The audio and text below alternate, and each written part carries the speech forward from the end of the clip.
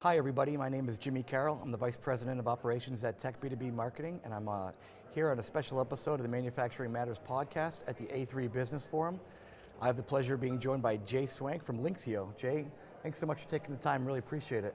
Yeah, this is exciting. I'm happy to be here. Yeah, so I want to say that Jay is the first example of somebody that sometimes at the A3 Business Forum you have to go to the back side of the bar to be able to get a drink, and it just so happened that we just kind of instantly started talking. We said, hey, this has been a really interesting conversation. Let's bring it onto the podcast, so glad you're here. Yeah, that's exactly how it happened. I still am often more an engineer than a sales-minded person, and there was just too many people on the front side of the bar. I needed to find a little reprieve. Absolutely, yeah. All right, so Jay, for those who don't know, tell us a little bit about Lynxeo and what you guys do there, and you know what you're excited about right now. Sure. Lynxeo was very recently a company called Nexans, which is a large cable manufacturer.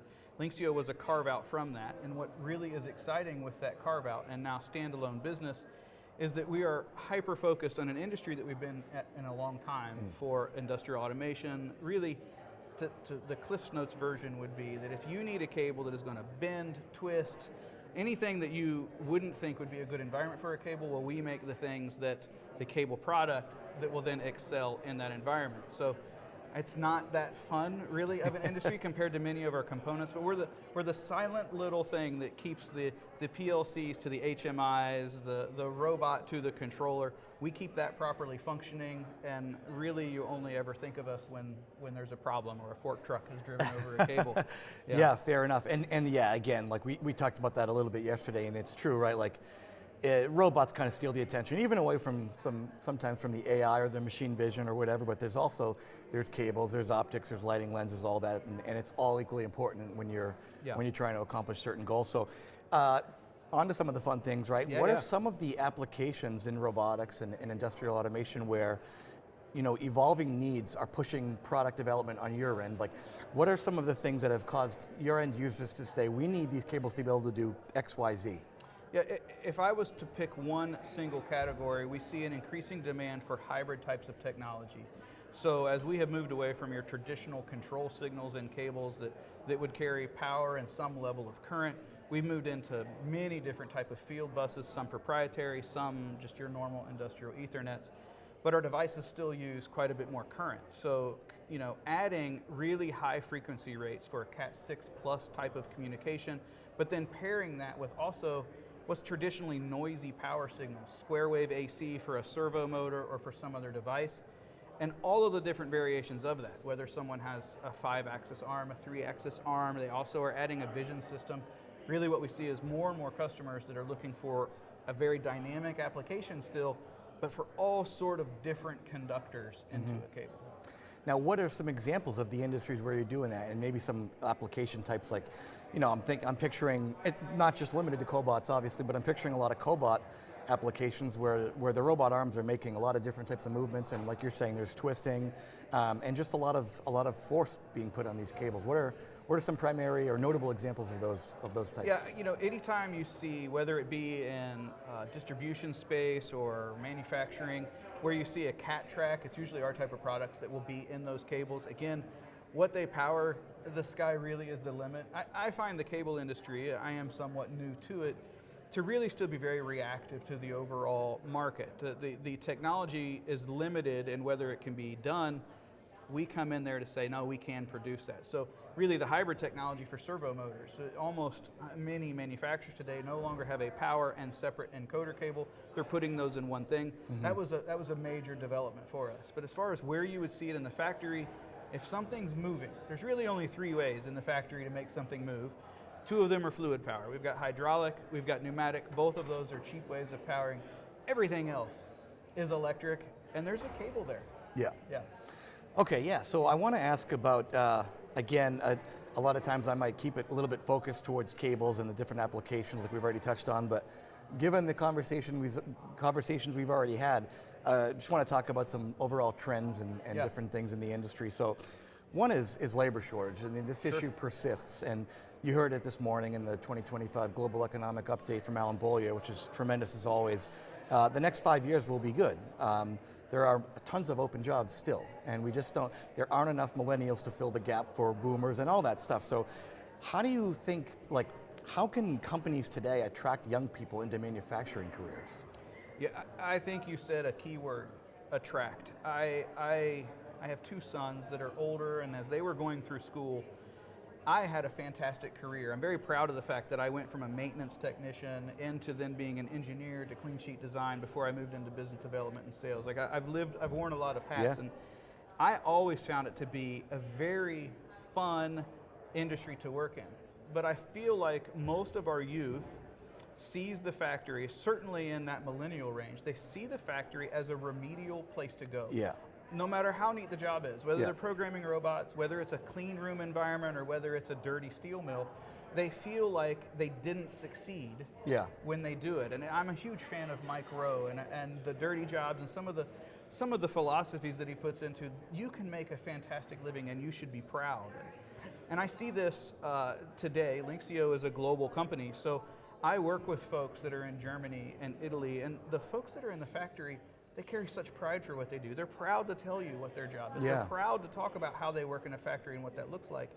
And I don't see, even in the highly technical jobs, folks sort of are under their breath, and they very quickly get to sort of glamorize Yeah. the neat aspects without being very real about it. And I think this is the first step. It starts back at education. It starts back with our parents. We really need to educate, and I think it does come down to the companies themselves. They have the responsibility to get active in the community and really showcase their factory, show what it's all about, show the technology. There are companies that are doing a very good job of that. For sure. You know, we have a partner, IGUS. If you visit their factory, their large facility in Providence, Rhode Island, they're all the time in the local newspaper. They're established in their community. They invite the community in. So as you start to see the local schools say, I would like to work for that company. I like the ethics. I like the culture, and it's a place that I want to go. Yeah. So I think first we need to make it attractive, you know, to come full circle back to that, and Yep. not make people feel like they haven't succeeded when they move into the space. Yeah, yeah. You know, it's like jobs like doctor, lawyer, astronaut, and things like that are romanticized, and for duly so. I'm not saying they are, Agreed. of course, but these jobs are. And by the way, I guess, you know, it helps that they like exist in a town of their own, given how large they are. Yeah. But anyway, It does. jobs. When it comes to jobs, and you mentioned it, you touched on it a little bit, but do you think that the ability, and maybe it's, you know, younger generations below millennial, but do you think that the ability to work alongside the robots will do any benefit? I do. I think the more that happens, although I think that there could be some pitfalls to overall acceptance in some of our robot technology, so I'll circle back to that. But I do think the more the robotics are present in the factory and the more that becomes the job, rather than putting lug nuts on a wheel. This really doesn't happen now. This has been automated for some time, but it's an analogy that many folks use. Yep. I think it does make it much more of an interesting job for folks to say then, again, I work with robots every day. Now, Yeah. we have some risks with technology now as well. You know, I think technology leaps forward when there's really good social acceptance of technology. And today, and topics on the show today have been around humanoid robotics and whether that's good or whether that's bad. I personally feel like the more we are trying to turn our robotic methods into a human, the more we will pull people back from that social acceptance and make them then really want to adopt that technology. It's threatening to the existing factory worker that is there. So, you know, as a programmer, we would love to give them personalities and names. You know, that's Thelma and Louise. Obviously, these are common pairings for names, right? But I think that comes with some caution, because that suddenly really does become Thelma and Louise, and then we see vandalism and other things as folks try to protect their jobs. So Yeah. yes, but also with caution. Yeah.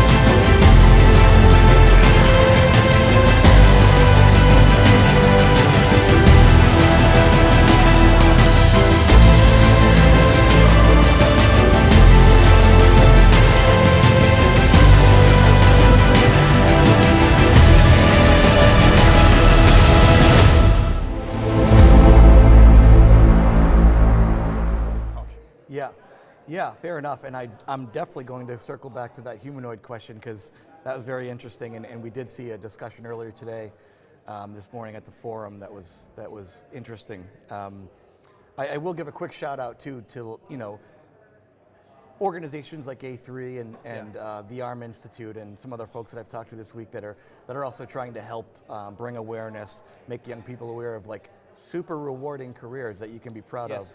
So anyway, what are some ways? So buzzwords are everywhere: humanoid, AI, deep learning, 3D. It goes on and on. One of them that gets put out there a lot is kind of ease of use, usability, and obviously a lot of that's happening on the software side, but you guys are a big company and you're global. So what are some ways that you are seeing companies today lowering the barrier of adoption to robots and automation?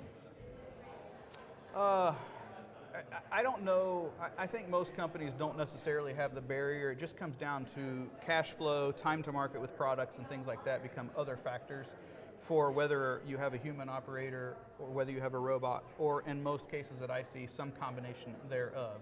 We now, I think, have a primary focus where we put robots and we put automation in a space that is highly repetitive and not a position that an operator would want to be in, meanwhile allowing those more human skills to be focused in different areas of the factory. I don't believe it has, for me personally, I don't believe it has taken jobs. We hear this topic a lot, and it's obviously one when a factory is talking about adding automation. It's something I've had to deal with a lot, is you're stealing jobs, you're taking jobs. I don't believe that to be true. However, it does change the dynamic of the jobs in the facility. Absolutely. We are replacing general labor type of positions for higher skilled positions, and not every factory worker in the United States is interested in a high skilled job. Some people do just want to come in, punch a clock, do a good day's work, punch the clock again and leave. Yep. So I think it comes down to each individual situation, but I think it comes down to more of budgeting on acceptance. For us, global, we obviously look at new machines. We always want to invest in technology that's going to help us with our products. I find, for me personally, some of the AI tools that we have today with the language models, they benefit me. My team members are spread out across the globe. I interface with folks in Italy. I interface with folks in our headquarters in France and another factory in Germany on a regular basis. I'm from Ohio. I sometimes get a Kentucky drawl. I sometimes get a little New England speed about my delivery, but that also comes along with jargons and different deliveries. So honestly, most of my emails I pass through a ChatGPT or some language model, where part of my instruction is to use vocabulary that then is accepted. I haven't gone so far yet to say, translate it for me, because then I can't proof it, and I don't think we're there yet with technology. Yeah. Well, it's almost inevitable that I was going to ask you about AI, but since you brought it up, I will ask. And again, we saw a presentation earlier that we spoke about briefly, and it was talked about AI. AI has been around for a long time, but in the last 7 or 8-ish years, it's become a huge talking point. And a while back, it was maybe being overhyped a bit. I think it was maybe in 2016, 2017, maybe around Automate or the Vision Show in Stuttgart, and a number of companies come out with deep learning tools, and these deep learning tools are going to change everything, and they haven't, but AI is adding real value in different ways. What are some of your thoughts on the way that AI is adding value today? Yeah, I would be, I'll build a bit of background here. A good portion of the presentation that this conversation came up about really revolved about the realism and some of the gaps and the hype that comes around where we've been at these phases before. In fact, there was some timing shared that some of the things we talk about that are new today were from the 20s and the 50s and the 70s. But there are differences in some of these tools as well. I am on the hype train to the large language models. I think it's going to be really good for programming of PLCs, even robotics. I think where we are in the short term is for someone to not necessarily, I may speak my age here, but back in the CNC days where you needed to know G code to move everything around, and now it's a much more user-friendly language. I think the same thing is upon us for robotics, where users can manipulate the arm where they want it to go and speak close gripper, open gripper, and program in a new way, and really bridge the gap between the languages that take so long for someone to work and really allow them to focus on what they want that robot to do. Yep. The other key, the pivot point here, and why I'm on the train of I think it's here for us, particularly with AI, is social acceptance. We now have a large body of people that are interested in using language tools. And that's different from what AI has been in the past. It was just 2 years ago, there was a presentation that showed us how AI learns, but that presentation was largely based on how it learns for itself. And in this case, it had it looked like Pong, the old Atari game, but basically it was teaching itself how to play soccer. Yeah. And then it was rewarded, I don't know what a reward looks like to AI, but it was rewarded for when it got a goal. And then they added team members and it learned all on its own. The difference today, there's so many people using these large language models. Yep. We are teaching it. We have added another layer of human approach to it. We correct it, and it's learning not only on its own, but then how we want it to respond. So part of the conversation was that this exponential growth isn't real.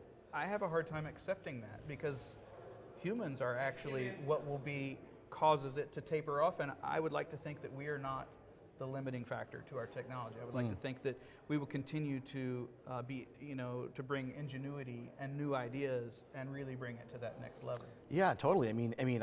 My brain often goes to visual inspection with AI, but to your point, there's different types of AI on the factory floor and well beyond the factory floor. But no matter what form of AI you're talking about, better data is better results. I know it's cliche, but garbage in, garbage out. And so in visual inspection, for example, there's that New England speed of mine, I apologize. You have to train your model based on lots of data, and you have to label defects and come to agreement on what's a defect, what's not a defect. And then the model can start to inspect things and make subjective decisions on whatever it may be, organic matter, and anyway. But even in that scenario, today is different again. For a factory to want to adopt this technology, if we've had global events, whatever it is, there's been enough global events where factories have learned that they need to diversify where their manufacturing is held throughout the globe. But if you have a common process, say in Germany, and one in Asia, and one in the United States, how awesome is it that your visual inspection system is not only learning at that one point, but the data collected there can be shared to also accelerate that learning on those other locations. Yeah.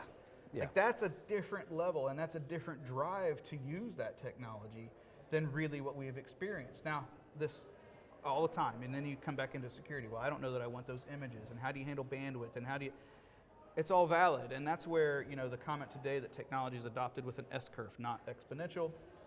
I agree, and there's certainly going to be some holdups, but boy, I think we're far from seeing a slow in this. Yeah, well, and that kind of goes back to that point we were talking about earlier a little bit, right? With if you take somebody who's been at a job for a long time in a steel factory or something, and all of a sudden they bring in AI. Well, these guys that might be, they're calling them boomers toward retirement age, from that generation, but they can now help program AI models without realizing they're doing it by labeling what a defect is in these images on the steel or whatever it may be, welding or something, and that being able to tell a young person, well, you'll be able to help train these AI models, you'll be hands-on with AI, that's going to be at least somewhat attractive to them. Yeah, and there's good examples of that.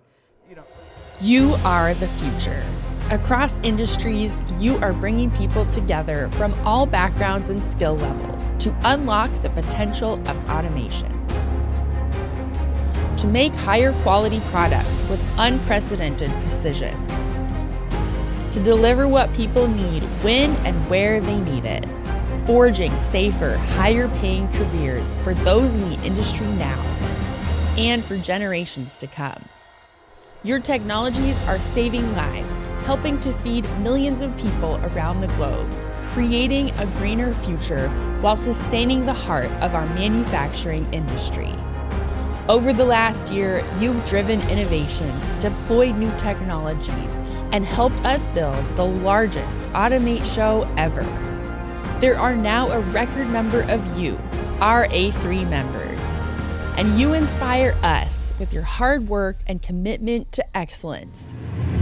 You are the Association for Advancing Automation.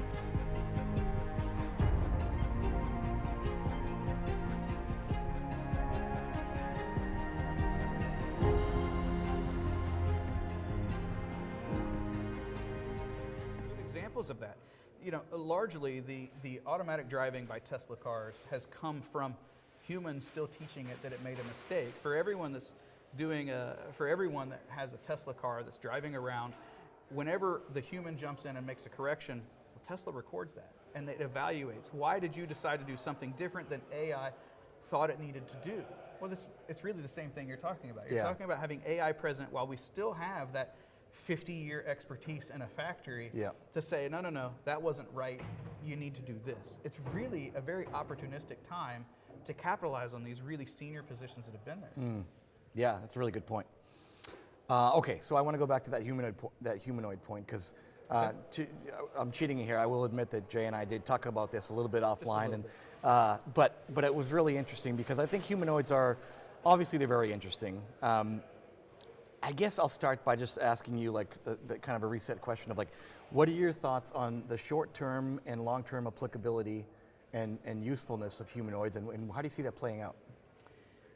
Yeah, I think today we're still in a really highly romanticized approach where when you look at most of the humanoid robots, we are trying to make them truly humanoid. And again, to circle back on earlier comments, I personally feel like this could be detrimental to the progress overall with adoption at the plant floor level. Again, I can see operators that would be intimidated by a robot to show up that looks like a human, especially when we go to name them. But I do think there's tremendous opportunities to displace human type of processes. And if we were to focus not so much on the looks, but just on dexterity of a hand in an operator position to enable them for when someone's sick or to just be a third hand for some delicate processes, I think there's a tremendous opportunity in that space. I think it could be one of the biggest growth areas. I'm not so concerned if it looks like a concrete block, but if it's able to manipulate the parts in a similar manner to an operator, well then we may look for an X, Y, theta sort of positioning or something else to move that robot in and out. The other advantage here is it does play into some safety aspects that are already proven with collaborative arms, whereas today, and as spoken I think accurately, robots that are standing and walking, we're still a ways from that being what we would consider safe. These robots are heavy, and heaven forbid they do lose their balance. Now we've added a safety risk for that operator that could be present. So I think it's a step back there. But again, if we pivot now, if we move away from the romanticized approach of making a robot human and just say, give me really good hands, I think we would see applications be adopted very, very quickly. The factories today are still really designed for a human. Yeah. So if we maybe just went waist up with some regular looking arms, I think we could see it go. So I guess one of the counterpoints often to the usefulness and practicality of humanoids is why not just use a cobot arm on an AMR? It's kind of like what you're saying, but not quite. You're saying that it could be, two arms with fingers and like a vision system in the middle. Is that what you're picturing? Yes, I do. Again, I think there's a lot of factories for a lot of reasons that would prefer to still leave a human operator in place. But as we talked on earlier, there's some staffing shortages, there's other dynamics to keeping the factory going. So having perhaps one robot that is a less investment than replacing an entire line of maybe 5 robots that just replaces the sick person occasionally in multiple stations is really more where my mind is on a slower adoption than saying we need to completely re-automate this line and then eliminate those 5 operators altogether. I don't think that's where anyone wants to be, including business owners. I think there's many business owners that take pride in the staff and giving to community and the number of jobs that they create in a role. That being said, we also, especially through the supply chain shortage, saw factories with COVID that needed operators and then they weren't there. So to me, that's really more what I speak about, having some device that could replace 5 operators, not all at once, but as needed. Yep. And then perform what would be otherwise highly skilled, smaller type of operations. Yeah, and just kind of circles back to one of the things I was talking about earlier with buzzwords. Another buzzword that I hear and frankly talk about a lot is the idea of like flexible automation, and I think that's a great like cutting edge, innovative example of like what a flexible automation system could be like. Something you can repurpose, move as needed, handle different part types, handle different orientations. Yes. So that's fascinating. Yeah, the robot doesn't need, once it's trained to that position, it doesn't have a limit really. It's memory. This is the cheap part of our technology today, right? So you could over time teach that humanoid station to perhaps do 30 things, and once you've taught it once, it's good. Where again, with the human, we do tend to get hyper focused with skills in one area, and if they haven't ran line 6 in 12 months, then they have to be retrained for that position. Whereas the robot will be as good 6 weeks later, 12 weeks later, 12 years later, as it ever was on that first day. Yeah, or better, probably, because if it's using AI and it's going to be learning over time. I think fair point. Yeah. Jay, I'm going to venture a guess that sometimes I ask this question and some people say, well, I don't have a crystal ball, I'm not sure, but do you have any fun predictions or any general predictions for the next couple of years or even out further in terms of like where you see automation evolving or growing into? Yeah, I don't know about a crystal ball. It's clear to me on any economic forecast, on anything, automation's here. Automation is being every day more accepted for a lot of different reasons, and I think we're going to continue to see this and reshoring of manufacturing, particularly in the U.S. That's where we are today. I think we're going to see a lot of activity there. I think we're in for a good couple of years. Where the technology goes, honestly, again, I think we're still just sort of figuring it out. I think many people, I forget the number of folks here, close to 2,000 folks here, and I would venture to say, as I've spoken with some, that about half really haven't even still yet given ChatGPT a try. Yeah. So I think as they understand more, ideas continue to grow. I think as the millennials and younger folks are coming into the factory, they have a good voice behind them, they have some creative thoughts. I think where we sit year by year will be drastically different. Yeah, well, and a couple of things earlier that were kind of back up what you're saying is, one is Milton Gary, who was the president of Shunk, the outgoing chairman of the board for A3, yes, said, we're only getting started. Yeah. We're only getting started here. It's, not literally, it's automation's been around, but like, right, this is, and then another one, in a presentation later, the gentleman said that only 20% of warehouses today are being automated, and you think of warehouses today, and all I'm picturing is all different types of automation, but that's just not the case. I mean, yes, the larger places are using it, but there's a lot of room for growth, and it's a very exciting time to be a part of all of it. Agreed. Well, if folks want to learn more about the company, it's lynxeogroup.com. Is that right? That is correct. Yes. And Lynxeo Group. Do I have that? Okay. Yeah. Perfect. Imagine the cat, the lynx. It's dynamic, it's nimble, and it's hidden. You never see it. Okay. And then add an EO. All right. Perfect. Yeah. Well, Jay, thanks so much for taking the time. I really appreciate it. If anybody has any questions or comments for us or for Jay, I'd be happy to pass those along or field them myself, obviously. And you could reach out to us at manufacturing-matters.com. And thanks for tuning in.